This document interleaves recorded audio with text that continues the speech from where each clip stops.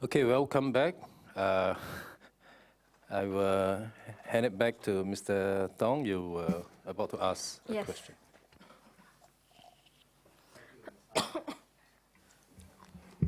I wanted you to look at the comments made by Tony Blair, who was Prime Minister of UK at the relevant time. But subsequent to him stepping off, he made a comment which I'd like you to look at.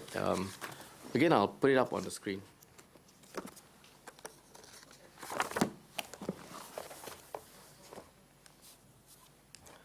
So this was a publication in 2011. If you look at the second line, Freedom of Information Act has achieved greater transparency, but has hindered progress in our trusting of politicians. Let me look at some passages and ask you some questions. Yes. Freedom of Information Act, 3 harmless words. I look at these words as I write them, and I feel like shaking my head till it drops off. You idiot, you naive, foolish, irresponsible nincompoop. There is really no description of stupidity, no matter how vivid, that is adequate. I quake at the imbecility of it. Thus, Tony Blair records in his memoirs what he believes to have been one of his greatest mistakes while in office, introducing legislation intending to shed light on government in a manner that empowered people. It is a dangerous act, he went on, because governments need to be able to debate and decide issues in confidence. Do you place stock in that, Ms. Han?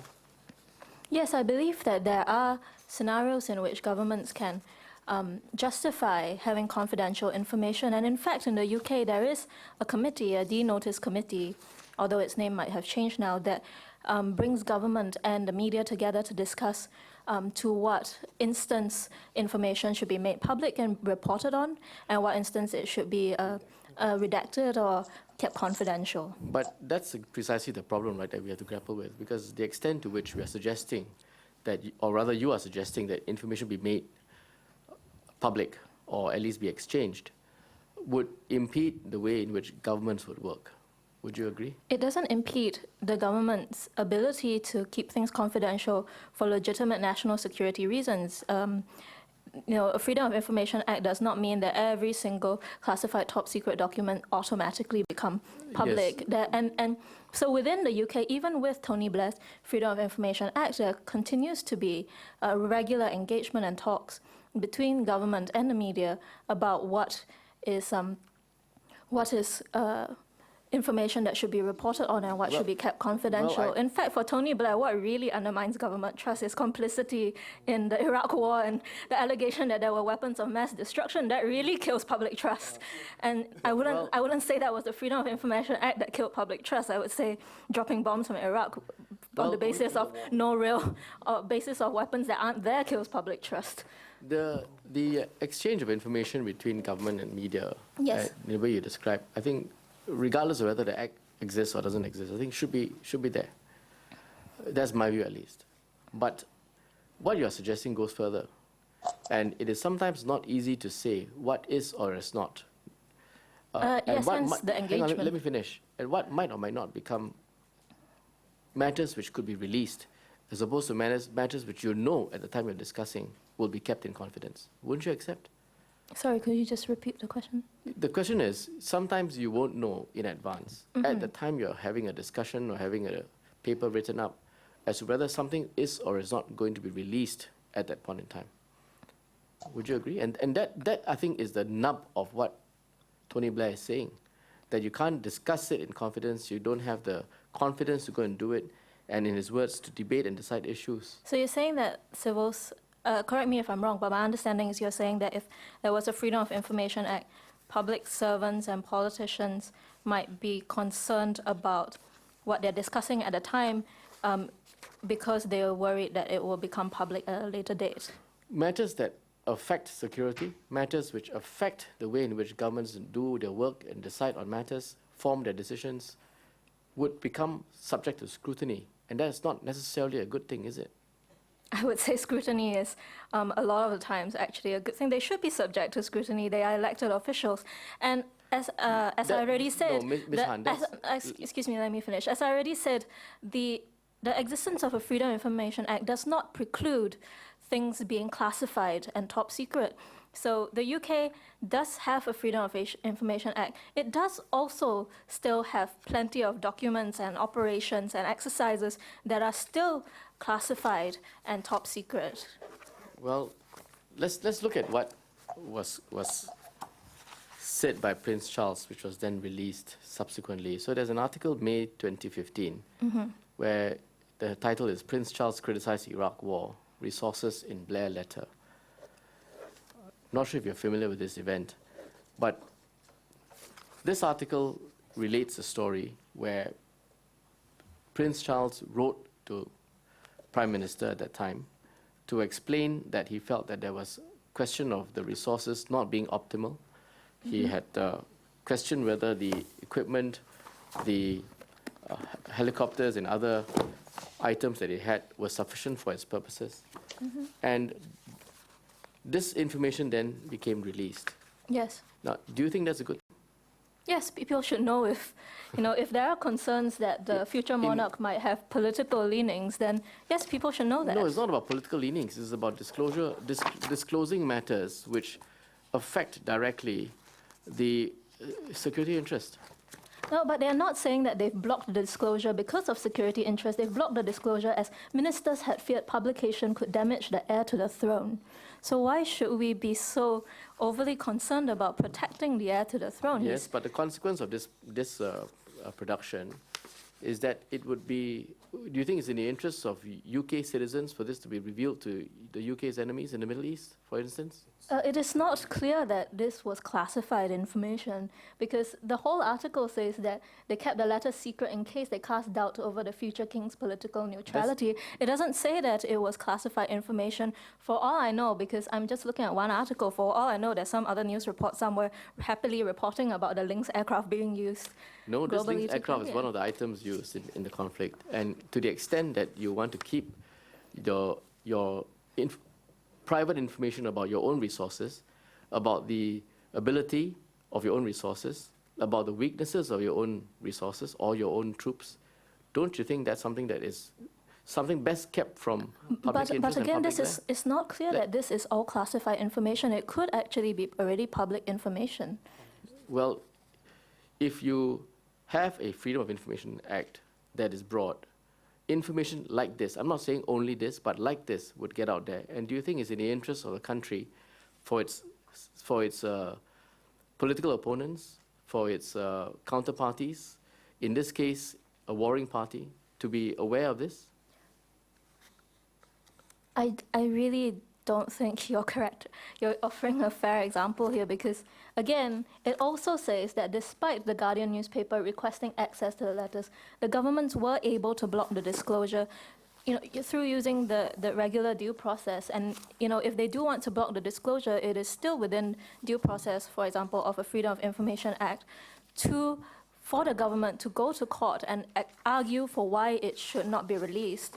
It's possible. And again, like these UK examples, perhaps the Freedom of Information Act in the UK is flawed. I haven't seen the legislation, and I'm not a lawyer to make that discussion, but all that tells us is maybe the UK has a crappy Freedom of Information Act.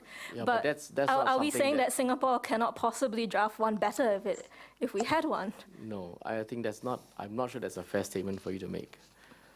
I said perhaps. Are you aware that there was a subsequent independent review of the impact of this act in the UK? No. I'll show it to you. It's a Frontier Economics report dated October 2006.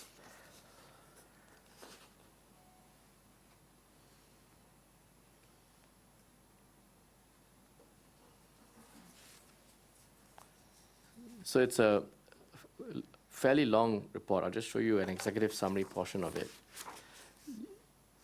So it says here at the first paragraph, each of these groups, the groups surveyed, tend to contain a mixture of one-off requesters and serial requesters. So they are both. Journalists make up a significant proportion of the serial requesters, and then it sets out some of the details and what they account for. It's disappeared off the screen. Sorry, can you please keep it on the screen?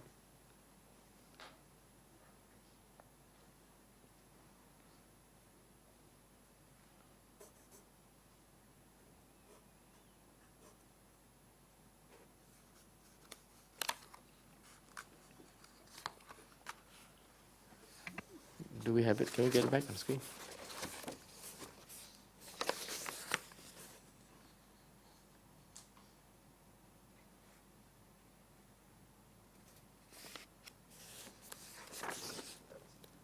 Yes, okay. So we're looking at the upper section. Third paragraph, journalists are also one of the most significant categories of requesters. Overall, in terms of total, across central government and the wider public sector, journalists account for at least £3.9 million, or 16% of the total cost of the FOI delivery. And then thereafter, there lists a series of requests which are not in the spirit of this Act.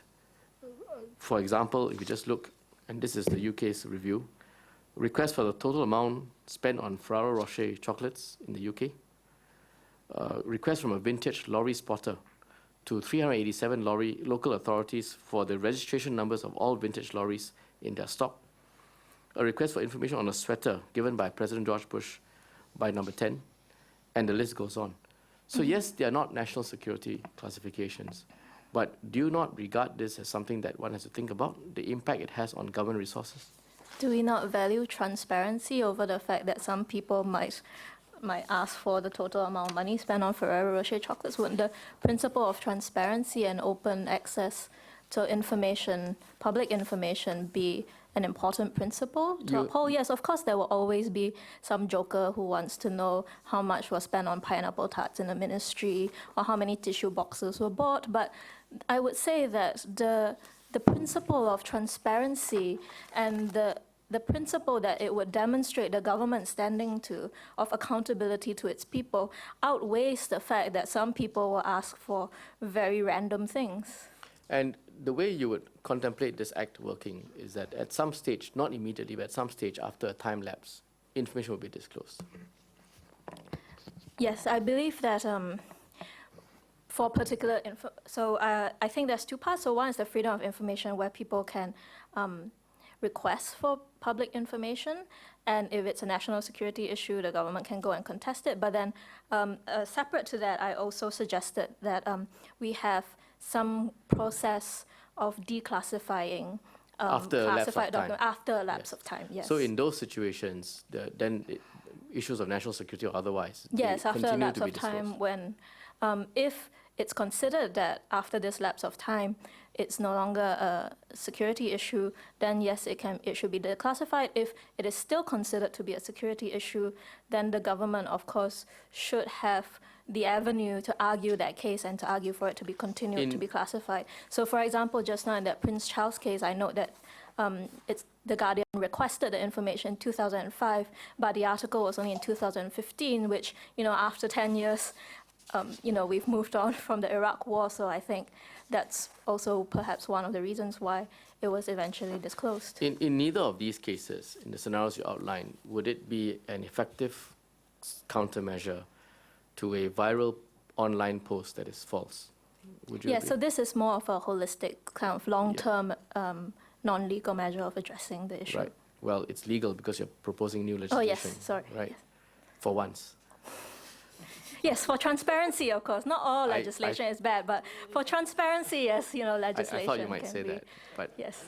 but the point is, it's ineffective to deal with the kind of problems that we've just seen, where there's an online viral post that is going viral quickly, causing incitement and potentially property harm, destruction, and also loss of lives. It's ineffective for tackling that one specific post, but I think it does But that's a very important post. But it does have also an impact on long-term holistic public trust and social cohesion that we cannot underestimate.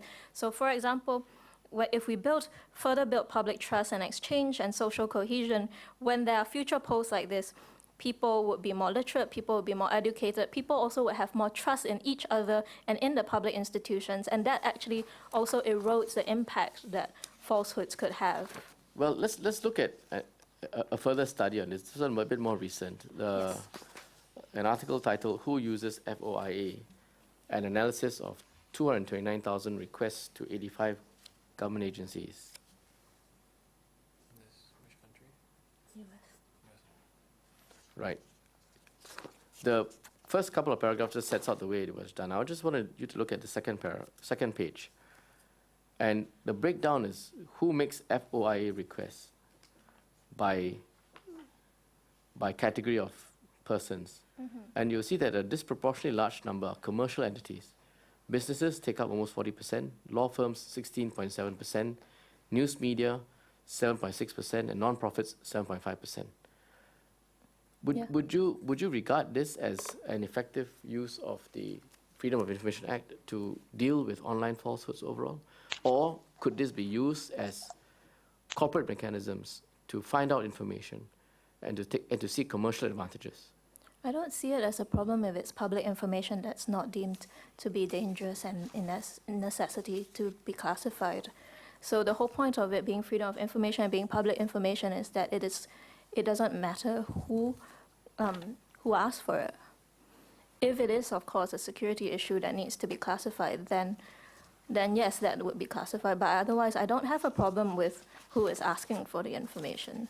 And irrespective of the fact that, based on this poll, the most frequent users of this, the top 10 most frequent requesters, are all commercial businesses. Makes no difference to your analysis. I wouldn't automatically assume that just because it's mostly commercial businesses that it's not effective. I mean, businesses also engage in fact-checking and debunking because it affects their bottom line. Look at the table below this. The top 10 users are International Business Research, and by name it tells you what they do. Disclosure Insight, Check Fund Manager, FOI Services Inc., EACM Advisors, Bioscience Advisors, Reuters, FOIA Group, Merck, and EMSI.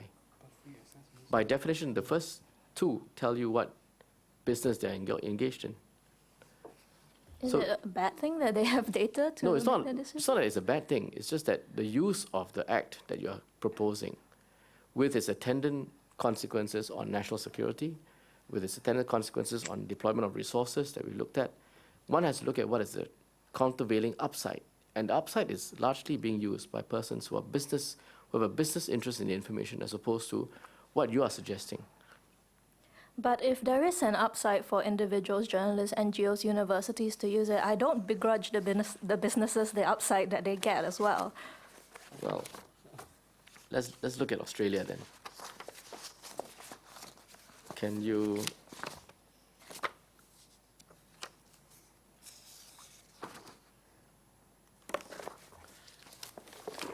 Let me find the reference. Give me a second.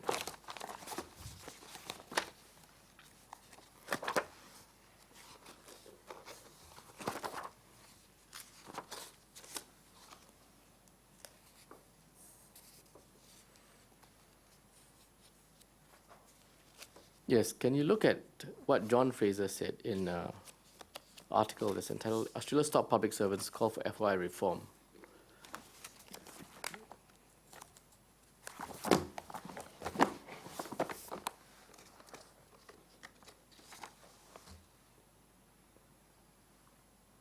Yes, Australia's most senior public servants have called for freedom of information laws to be amended to conceal sensitive advice to ministers from public scrutiny. Departments of Prime Minister and Cabinet Secretary and so on outlined their vision at an industry event, claiming it would strengthen government policy. The FOI Act does not afford sufficient protection to public servants. As leaders, we need to use exemptions appropriately, but I would suggest going further. This is not to reduce accountability, not to protect us from stuff-ups we may have made, but to enhance capacity to give true, frank, and fearless advice that good policy design needs.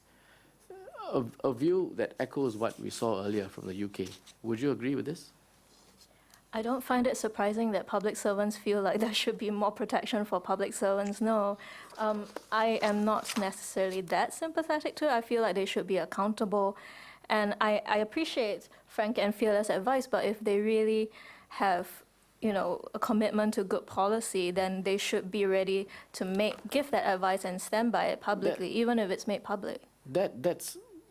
I think what you're articulating is, I think, an aspiration and an objective that you wish to achieve. But what we are seeing is that in practice, on the ground, this is what the Act has, in practice, affected the work of public servants, civil servants, and we've seen it across the UK. I've shown you some examples, Australia as well. So in exploring your contention, I'm just trying to understand whether you have paid any regard to this, whether you've studied this and given it any heed. I do not have I admit to not having comprehensive study of Freedom of Information Acts, but I also do feel like these are competing views. So public servants might feel that there should be more protections. They might find Freedom of Information Act very troublesome, costly, time-consuming because they have to respond to all these requests. But then on the other side, as a citizen who wants accountability, I feel like this Freedom of Information Act is important because then it allows me access to that information and it helps me build trust in institutions.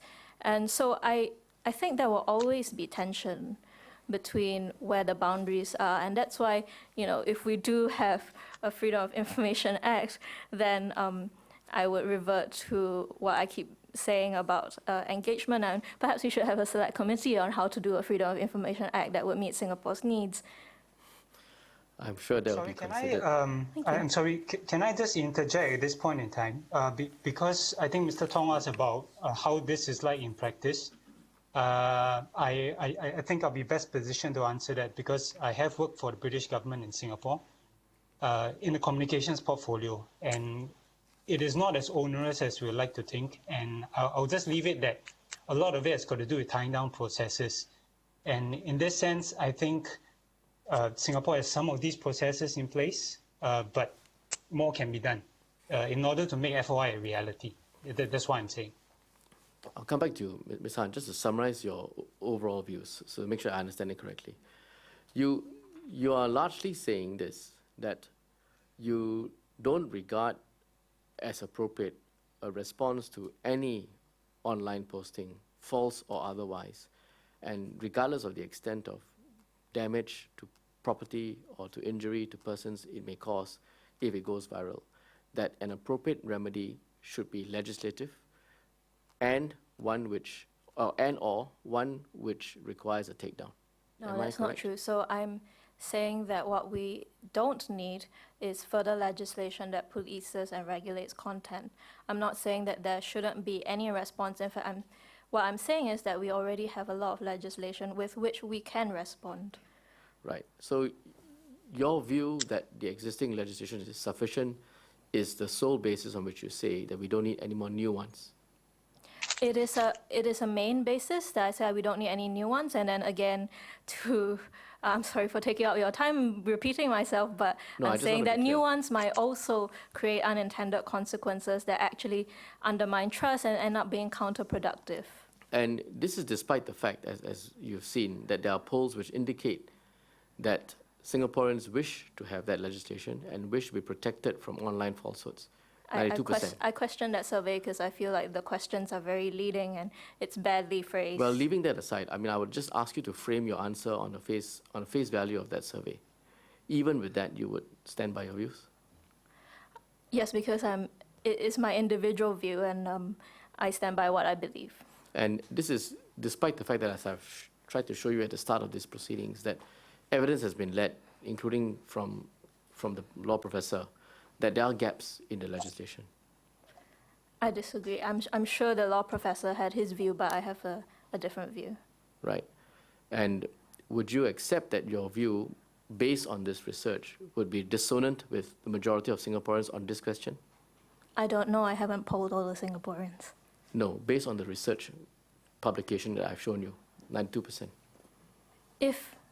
Again, I highly question that survey, but even if we take it at face value, and yes, perhaps I am out of step with 92% of Singaporeans, but that's okay with me. I don't feel the need to change just because the majority feels one way. Now, as a content provider, as a writer, would you agree that one has to provide full information and verify the sources and check the facts as accurately as possible? As much as we can. In fact, as a journalist, I find that a lot of times my attempts to provide full information is impeded by the lack of a Freedom of Information Act. Again, I thought you might say that, but I think it doesn't stop one from checking the facts, cross-checking it, yes, and verifying it from third-party sources as well. Yes, of course. Right? So there's no lack of means available.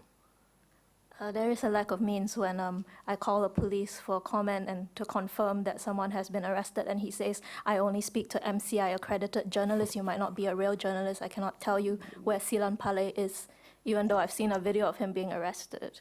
And I tried to call the police to verify, and they said, I cannot talk to you because you don't have an MCI card. Well, there must be a reason for the accreditation.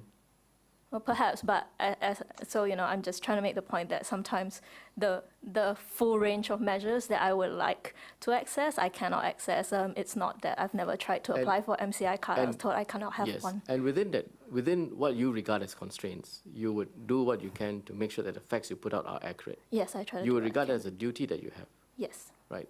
And because you are content providers, that duty is one that is to be taken very seriously. Yes. And if you were to issue a story or an article that is half true and half false, that would effectively be false, correct?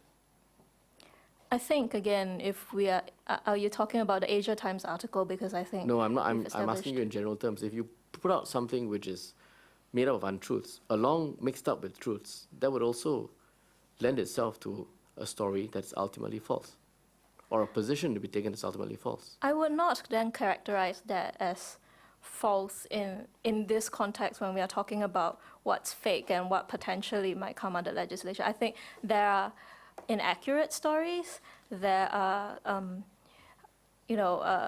skewed reporting, there are just downright bad journalism. There is a whole range of stories that are problematic across a whole range of publications and journalists ourselves constantly argue and debate whether this story was written well, whether that story was written another way, who wrote what, how, constantly reading your own story, then reading a competitor's byline and comparing it, going, why didn't they write this? Why didn't they do it this way?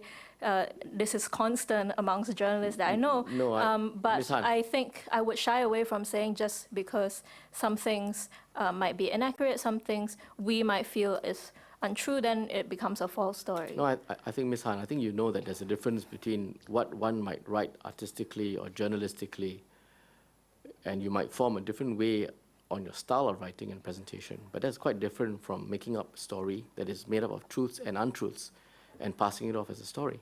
I mean, what do you mean when you say untruths, like outright fabricating quotes? That either that or statements which are reckless, no regard for the truth, not checked.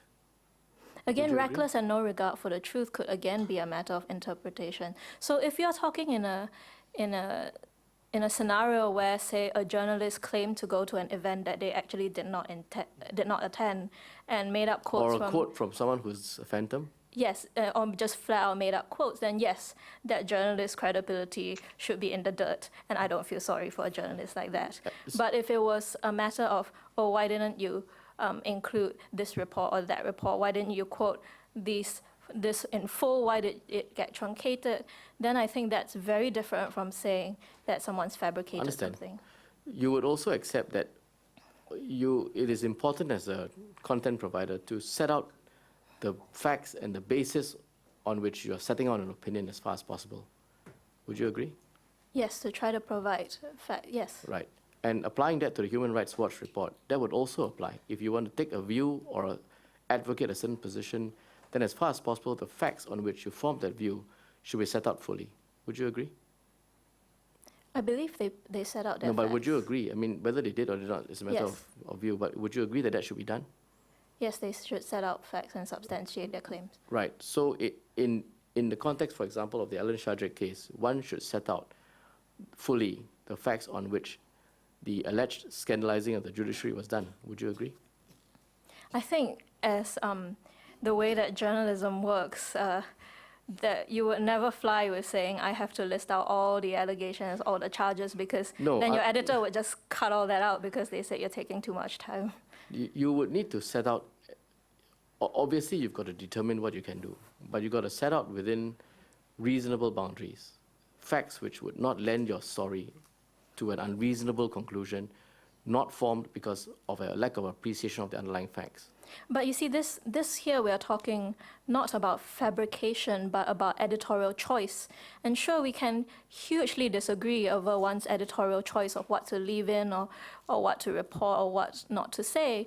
But, again, that I would really shy away from calling that a false story. So, for example, during the run-up to the Administration of Justice Protection Bill, I was part of a campaign to highlight the problems of the bill, and I made a number of public statements about the bill, and there was a Straits Times story that talked about the bill and its passage, and that online there was some unhappiness, and it simply referred to me as Facebook user Kirsten Han, rather than setting out the context that I was a very active member of a campaign that criticized the bill. So should we say that that was a falsehood? I was unhappy with that characterization of suddenly going from being an active member of the campaign and therefore a stakeholder that could be quoted to becoming just a Facebook user.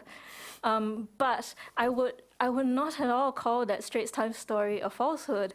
I would dispute that journalist's editorial choice. And I believe that journalist said his reason for it was that there wasn't enough space. And I disagree with that choice, but I wouldn't say it was false. No, that's a kind of description. What I'm saying to you is if you're trying to advocate a view, then I think the facts, the complete facts which support or detract from that view ought to be set out so that your readers can judge.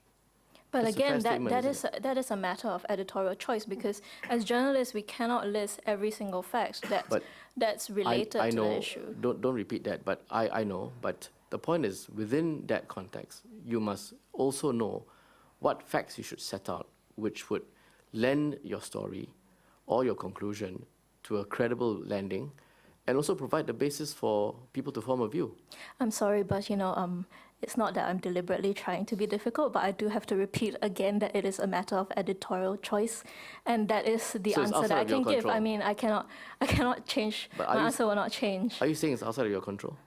No, I'm saying that it's a choice that every journalist and editor makes in the creation of a story. And that choice... And it can be disputed, and it can be criticized, but I would really be very cautious of then saying, oh, this is false or this is fake news. But that choice must be driven by trying to set out as full as possible an objective or fair basis on which the conclusion of the article of the story is based. Well, so that's a question of intent then, in which each That's what you would journalist set out to do. each journalist have to speak for himself or herself. But For yourself? For myself, I try as much as I can, but I make editorial choices as well, and that's an issue between me and my editor when the story gets worked on. And of course, I've seen many people who disagree with my editorial choices, and they should be free to hold that view. Okay, Mr. Lee, I'm going to ask you some questions on your report. Sure. Can you look at what you say about the Michigan State Union publication, a state university? Yes. You have it, paragraph 12. Now, were you aware that this study was commissioned by Google? No, I wasn't aware of that. And that it was also funded by Google? No, I wasn't aware of that. Right. And you're also aware that this study was focused not so much on online falsehoods, but focused on the behavioral patterns and the algorithms created by search functions on Google. I believe it is responding to how online users use online resources. For search, right? As a means of finding information. Yes, search. In the search engines, right? Yes, that's right. Right. Now, you've also talked about election advertising in your report. Do you recall that? Election advertising in my... I'm sorry, would you be able to Yes. pin it Can down you go and look at specifically? paragraph 9? Paragraph 9. Yes. Right. You make the point that, well, we don't have to be worried because we have strict rules on election advertising, and this concerns the question of foreign intervention. Yes. Now, I just want to show you the cascade effect, the diagram that we've seen before. So can I just put it up there? And I think you can see it on your side, Mr. Lee.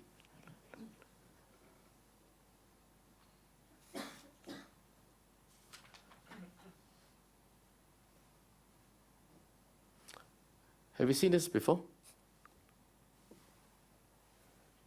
Sorry, just give me a second. This diagram essentially talks about how from one Twitter account with some followers, where there are then quotes by various media outlets, and how that cascades into different platforms. And the point from this really is that those platforms transcend geographical or legal jurisdictions. I might have seen something like that, probably not this exact one, but yeah, the concept is not unfamiliar to me, yes. Right. There is a similar one I can show you just 2 pages down from this. This was cited by Ben Nemo, one of our representatives.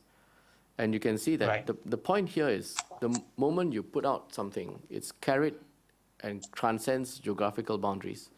And so the extent to which one can, in your case, use the election advertising rules as a bar to foreign presence or foreign intervention would be limited. Would you agree? Excuse me, I believe these 2 diagrams that you show me refer to the spread of information, or are they related to the spread of funds? No, they Because relate to the that's what our spread. election They relate to advertising the rules. spread of information, but the interference can be from a completely different originating source. Doesn't have to be in Singapore, for instance, but yet can affect the proliferation of information. Would you agree?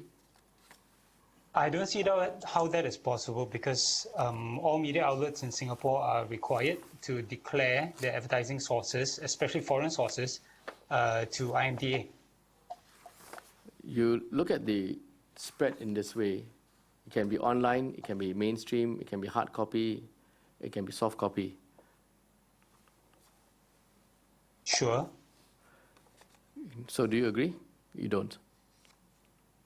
Sorry, again, what are you asking me to agree on?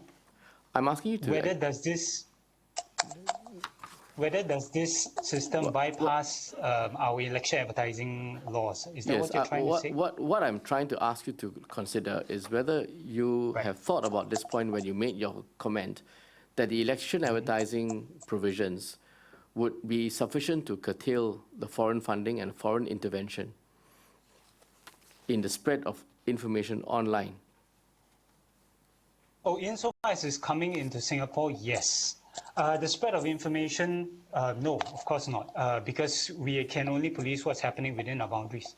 But I'm sure we're talking about Singapore here, yes? Can I show you the testimony of Colin Stretch, who is the general counsel of Facebook, when he was asked this question, and see if you agree? I'll again put it up on the screen.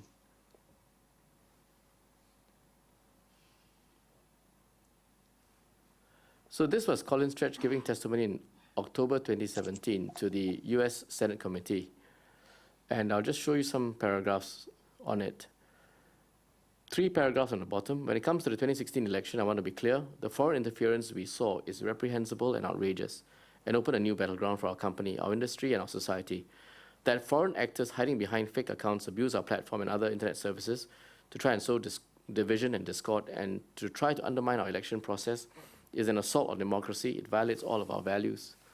Over the page, where he specifically addressed investigating the role of ads and foreign interference, he said, we learned from press accounts and so on that Russian actors might have tried to interfere. This is not something we had seen before. We found that fake accounts associated with IRA spent approximately 100,000 on more than 3,000 Facebook and Instagram ads between June 2015 and August 2017. Our analysis showed that the accounts used these ads to promote roughly 120 Facebook pages that he had set up. In turn, posted more than 80,000 pieces of content between January 15 and August 2017. Advertising by accounts associated with the IRA, and below is an overview of all of this. And if you look at the advertising by accounts associated with the IRA, you will see that the amounts spent are set out there. And right at the bottom, the contents of the ads, most of them appear to focus on divisive social and political messages across the ideological spectrum, touching on topics from LGBT matters to race issues to immigration to gun rights.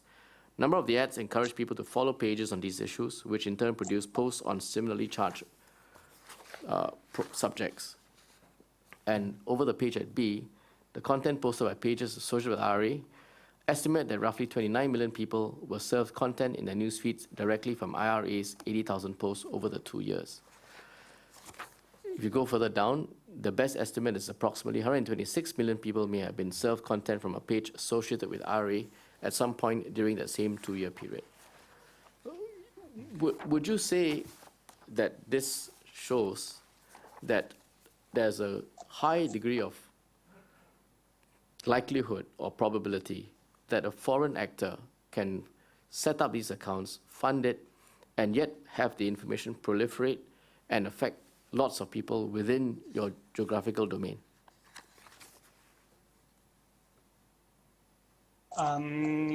If they're able to, I would agree that they're able to set up these accounts and allow it to proliferate across geographical boundaries. Whether it has an effect on the recipients of these messages, I'm not too sure about that. Well, when it As is... in, I haven't read anything that confirms that, which was Right. also one of the points that I raised in the green At the paper. start. Because you said that you're not familiar with matters of how this online falsehoods affect national security. No, how they affect the users who actually receive such information. Yes. This example shows how, in Facebook's case, as this example shows, the use of these accounts by IRA has proliferated socially divisive messages in this case. All I'm saying to you is that it is capable of being done. Would you agree? It's capable of spreading these messages, yes. And the Election Advertising Act that you refer to would not stop this. Would you agree? It would not stop people from receiving such information if they are of that particular inclination, as in based on their profile on social media. No, Right. they would be able to receive, such posts in that sense if They would if be their able to. profile aligns with those. You are saying they would be able to, correct? Technically speaking, technically they will be able to. Be able Yes. to. Right. Thank you. Thank you, Mr. Lee. Mr. Chairman, I have no further questions. Mr. Singh, I believe you have some I questions. just have one question, Chairman. And this question is directed. Firstly, before I pose my question, thank you so much for sitting through quite a few hours of testimony. My question is specific to Ms. Han, and you spoke earlier about freedom of expression and how in a case of incitement, and I believe it was a situation of, it is a very clear hate message which has a potential to an incitement to violence. I believe Yes, that was the statement. Now, in that sort of context, and would you countenance, let's say, take down mechanism, a power that a government, an elected government can have? It doesn't mean that because it has that power, it will exercise that power, because each situation is different. You have to consider the Streisand effect, Yes. and so forth, backfire, and it does not mean that if you have those powers, you will compel a tech company to take down content at every occasion, because Yes. every situation is different. Yes. Now, if that was the contours of potential, well, it's the bad word for you, legislation, would that be something that could be considered and would be realistic, particularly since we would agree that in view of the international definition of or the boundaries surrounding freedom of expression, Yes. incitement to violence is a red line, and if that red line is crossed, do you think that there is actually some scope to consider in specific instances, not as a broad sweeping power to be activated all the time, for government to actually compel content, a site which hosts content like Facebook to take down a particular site, to take down a particular post very quickly? I believe that we already have laws that could compel this sort of takedown of content, whether it's the IMDA regulations, the Broadcasting Act. If it's a falsehood, the Telecommunications Act. If not, we have, the Penal Code, the Sedition Act, the Maintenance of Religious Harmony laws. If it's worried about undue influence of elections, we have legislation related to undue influence of elections as well. We have a lot of laws that, even if they are not specifically about targeting falsehoods, can actually be used in the instances of the harms that we think will be triggered by these falsehoods. So that my position would be that even if we say that there should be takedown, we already have laws that allow that. Okay, so conceptually, it is not haram to not to have a policy where you actually have to take down something. Yeah, Since we already have those powers. I would in your urge view- that to be like the very last resort, but if we already have those powers, then I'm saying we don't need more, or we don't need to double up or overlap legislation. I understand. Yes. Thank you so much. Thank you. So, Ms. Hanwood, if it is clear that there are gaps, because your assumption is that the laws are there, are sufficient, but if it is conclusive that the existing legislations, all the different acts, is incomplete, is unable to address what you just mentioned, would your view change? I would have to actually see that first. I understand. We had the benefit of hearing of not just one professor, but a few professors who affirm those findings. But it's fair that if you've not seen it, it'll be good for you to review what they presented to us. Thank you. Okay, if there are no further questions, I really want to thank all of you, Ms. Han, Mr. Shi, Mr. Lee, and Mr. Nian, for taking the time to participate and to contribute to this select committee process. So in a few days, I think it'll still be a few days, even though it's 6 hours of testimony, we should be able to send to you a transcript of today's proceedings. Please do go through it, and if you have any minor amendments, make them and send the transcripts back to us. Thank you very much for your time.